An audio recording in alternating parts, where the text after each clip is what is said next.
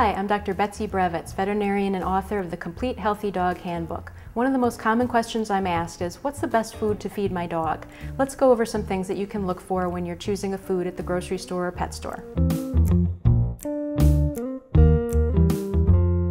When choosing a food for your dog, you need to read the ingredient list. This is the only way you can know for sure if what you think you're feeding your dog is what you're really feeding your dog.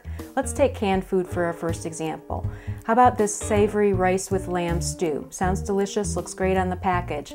But turn the package around and where's the lamb? Lamb doesn't come in until the 6th ingredient, just ahead of cornstarch. That's an awful lot of gravy and not much lamb. Another example are these prime cuts in gravy.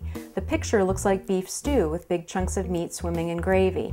Read the label on the back though, and you'll discover that those chunks are actually soy protein. You can tell by rinsing off the gravy, spreading it out on a plate, and looking at them. That's not meat, that's soy.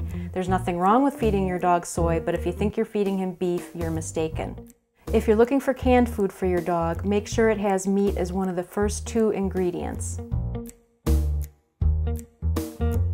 What about dry food or kibble? This is always going to be a more economical choice because it's not 3/4 water like the canned food is. Again though, you want meat to be very high on the ingredient list. It should be one of the first 3 ingredients in a dry food.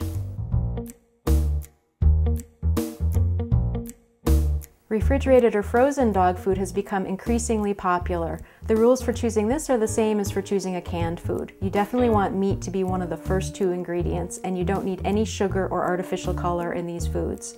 Your dog doesn't need sugar and he doesn't care what color his food is.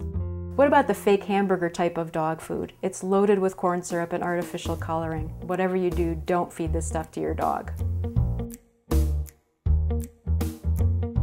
What about homemade diets or cooking for your dog? This is a fine idea if you have the time and the inclination. But remember, you need a recipe that's created by a veterinary nutritionist, and you need a very specific vitamin and mineral supplement to make sure that that food is complete and balanced.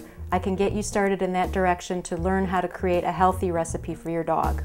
So remember, when you're shopping for a dog food, don't be faked out by what's on the front of the package. Check that fine print on the back. Read the ingredient list. It's all in my book, The Complete Healthy Dog Handbook.